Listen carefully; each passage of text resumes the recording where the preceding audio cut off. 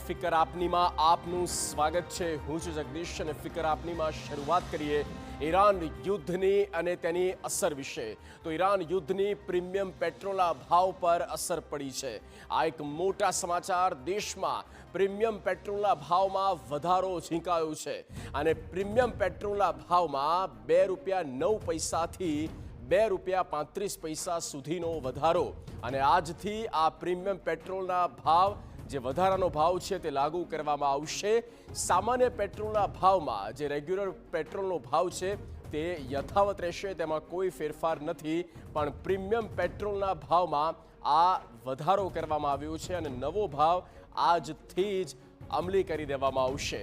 તો ઈરાન યુદ્ધ અને ગલ્ફ કન્ટ્રીઝમાં જે અત્યારે હાલત ઊભી થઈ છે અને આખી પરિસ્થિતિ શું છે અને તેના કારણે હવે દેશમાં આ પ્રીમિયમ પેટ્રોલના ભાવમાં આ વધારો થયો છે।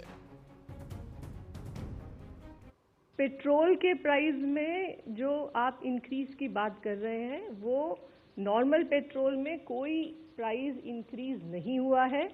सिर्फ एक प्रीमियम कैटेगरी जो है उसमें कुछ इंक्रीज है एंड दैट इज हार्डली 2, 3 और 4% of the entire petrol which is sold every day. तो वो ऐसा नहीं है कि पेट्रोल में आम जनता के लिए कोई प्राइस इंक्रीज किया गया है। तो एक